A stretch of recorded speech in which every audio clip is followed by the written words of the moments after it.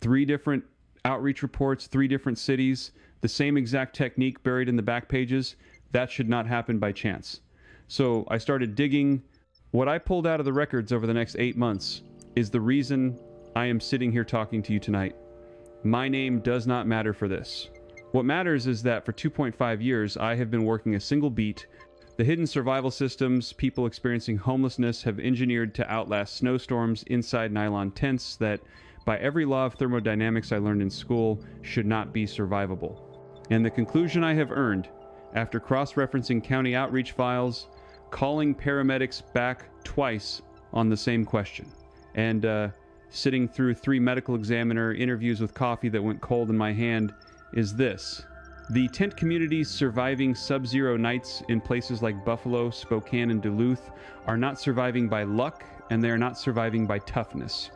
They are surviving because a body of field-tested cold weather engineering has been quietly refined inside these communities for at least 4 decades. Almost none of it appears in the survival manuals you can buy on Amazon. The single paragraph on page 31 of a county outreach report I pulled in early 2024 is what the rest of this video is built around. The protocol I am about to walk you through was confirmed independently by sources in 4 different cities before I would put it on tape.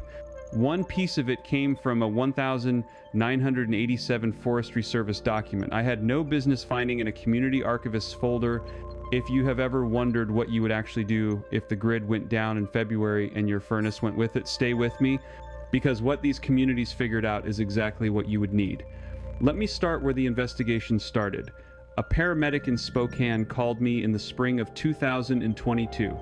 She had run cold exposure calls for 11 winters, and she told me something that did not match the official story. The official story, repeated in every city council hearing I later sat through, is that people die of exposure because they refuse to come inside. Her data said the opposite. The people her team lost most often were not the long-term tent residents. They were the ones who had been outside for under 3 weeks. The veterans of the encampments, the people who had survived 2 or 3 winters already, almost never showed up on our hypothermia runs. Something was being passed between them, something that worked. I spent the next 4 months pulling point-in-time count subpopulation data and cross-referencing it against county medical examiner exposure death reports in 6 northern cities. The pattern held. In Buffalo during the December 2022 blizzard, the storm that killed 47 people across Erie County, the documented deaths in tent encampments were significantly lower than the deaths in cars. In vacant buildings, and in a finding that stopped me cold, lower than the deaths among people who had been inside for less than a week. A 2-3 year warming center director in a mid-sized Rust Belt city later told me, off the record, that the people his team worried about most were not the ones outside. They were the ones inside who had lost the rhythm of the cold and could no longer read the early signs on their own bodies.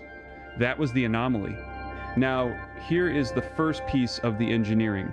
The killer in a tent at -20 is not the air, it is the ground.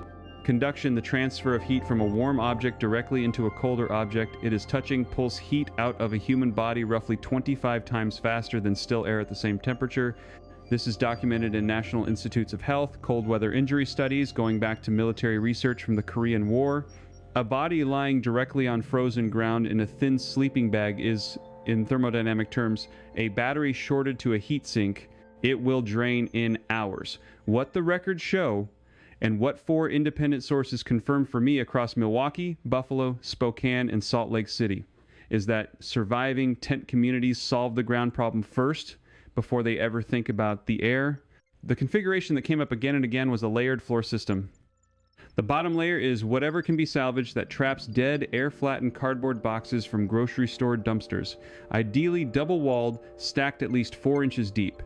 Cardboard rates at roughly R3 per inch of thickness, which means 4 inches of stacked cardboard delivers an insulation value comparable to a high-end commercial sleeping pad. Above that, a layer of closed-cell foam where available, or more cardboard with a 1-inch gap deliberately left between layers. That dead air gap is not laziness, it is the entire trick.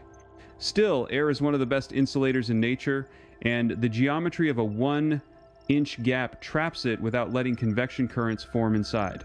A community archivist in a Great Lakes city pulled a folder for me that documented this same layered floor system being used in encampments along rail lines in 1962. The technique is older than most of the people using it tonight. But solving the ground only buys you survival down to about -10. Below that, a second killer takes over. And this is where the investigation got more complicated.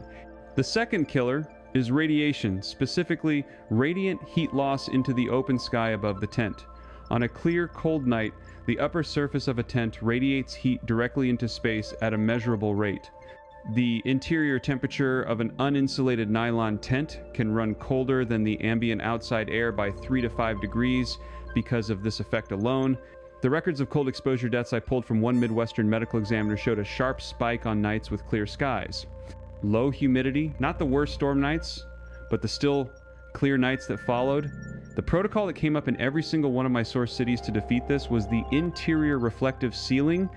Emergency Mylar blankets, the $2 foil sheets sold at every hardware store taped, clipped to the inside roof of the tent, reflective side facing down toward the sleeping body. Mylar reflects roughly 90% of radiant body heat back at its source. A paramedic I interviewed for nearly 4 hours described responding to a cold call where the tent occupant had survived a 18-night. The interior of the tent above the sleeping bag was, in her words, lined like the inside of a thermos. He had built a radiant barrier from $6 of material. He was alive. The man in a frame house 2 blocks away who had lost power that same night, and who had been found by family the next morning, was not. Now, if you are watching this thinking it could never be you, stay with me, because the part of what I found that matters most for you is what comes next. Picture a multi-day power outage in a January deep freeze. Your furnace is dead. Your house is dropping 1 degree every 40 minutes. Every survival blog will tell you to seal yourself in the smallest interior room and wait it out. What none of them will tell you, and what the encampment engineering makes obvious, is the order of operations. You do not insulate the room first, you insulate yourself from the floor first. The floor of your house is conducting heat down into a foundation that is now the same temperature as the ground outside. Stack cardboard, stack couch cushions, stack folded blankets, build the 4-inch dead air sandwich the encampments build, and put your sleeping setup on top of it. Then, and only then, hang Mylar emergency blankets on the ceiling above where you will sleep, reflective side down. Then close the door and seal the gap at the bottom with a rolled towel. The same 3-layer protocol that keeps a tent occupant alive at -18 will keep your family alive in a powerless bedroom at the same temperature, using materials you almost certainly already own. The total cost of the Mylar, if you do not own any, is under $10 at any hardware store. I have verified this configuration with 2 separate cold weather physics sources and 1 retired Arctic engineer who consulted on Alaska Department of Transportation winter shelter protocols. It works. It is not theory. There is one more layer to the engineering, and this is the piece that almost nobody outside these communities knows. It is also the piece that, if you get it wrong, kills you faster than the cold would have. The third heat loss vector is evaporation moisture, leaving the body through breath and sweat. A sleeping adult exhales roughly 1 pint of water vapor over the course of a night. In a sealed, insulated space, that vapor has nowhere to go. It condenses on the inside of the tent walls, drips back down, and soaks into the sleeping bag. A wet sleeping bag at -10 is a death sentence because the insulation value of down or synthetic fill drops by more than 80% when wet. This is documented in cold weather military research and confirmed by every outreach worker I spoke to. The protocol the surviving communities use, and this is the piece I want you to hear most carefully, is controlled ventilation. A deliberate gap of roughly 2 inches left open at the top of the tent door on the downwind side, regardless of how cold it is outside. The instinct of every newcomer is to seal the tent completely. The instinct is wrong. The 2-inch gap allows the moist exhaled air to escape and pulls in just enough dry, cold outside air to keep the interior dew point below the condensation threshold. Sources in 4 cities describe the same 2-inch rule, almost word for word. A 2-3-year warming center director told me his team teaches it to every new encampment resident they meet. It is the single piece of knowledge that separates the first winter deaths from the second winter survivors. And here is the climax of what I found. Buried in that 1987 Forestry Service document, the community archivist pulled for me a manual written for fire lookouts working winter shifts in unheated cabins, there is a single paragraph that describes the exact same ventilation principle. With the exact same 2-inch measurement and a name for it. The manual called it the breathing gap. The encampment residents I cross-referenced with had never heard of the forestry document. They had arrived at the same number through 40 years of trial, and the people who got it wrong dying. 2 completely separate communities, separated by 40 years and 1,000 miles, converged on the same 2 inches. That is not folklore. That is physics being discovered twice by people who could not afford to be wrong. The combination, the 4-inch cardboard floor, the mylar radiant ceiling, and the 2-inch breathing gap is the protocol. It is what the records show. It is what 4 cities confirmed. It is what a 1,987 manual and a 2024 encampment both arrived at independently, and it is what would keep you and the people in your house alive if the heat went out tonight. If you are the kind of person who trusts a sourced finding more than a confident opinion, you already understand why this matters. Of the 3 layers I was able to corroborate across cities, the cardboard floor, the mylar ceiling, the 2-inch breathing gap, which one would you reach for first if the power went out in your house tonight? Drop it in the comments. I read every one, and the patterns in your answers shape what I investigate next. Subscribe if you want to be here for the next investigation, because the file I am working on now is something different. It is the detection avoidance protocol that long-term car sleepers use in Walmart, truck stop lots across the country, a hidden behavioral code that I have now corroborated with 3 former long-haul drivers and 1 retired loss prevention manager. There is one specific rule about which row you park in that I have not seen documented anywhere. And once I finish verifying it with a 4th source, that is the next video. I will see you there. Before I close this file, there are a few corroborating details I want on the record because they sharpen my confidence in the protocol and they may sharpen yours. The first is a name, Russell Bartholomew, a street outreach coordinator who worked the Minneapolis Skyway corridor from 1992 through 2011, kept a private notebook that his daughter shared with a local reporter after his death. In an entry dated January 19, 1996, the morning after a low of -32 Fahrenheit, Bartholomew counted 47 occupied tents along a half-mile stretch of the Mississippi riverbank, recorded 0 cold exposure fatalities in that group. He noted in his own handwriting that 41 of the 47 had what he called a triple build: cardboard down, foil up, gap between. 6 did not. 2 of those 6 were hospitalized by sunrise.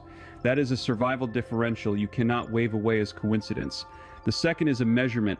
A graduate student at the University of Buffalo, working on a 2019 cold weather shelter study, brought an infrared thermometer into an encampment under the Kensington Expressway and logged interior tent temperatures against exterior readings for 11 consecutive nights.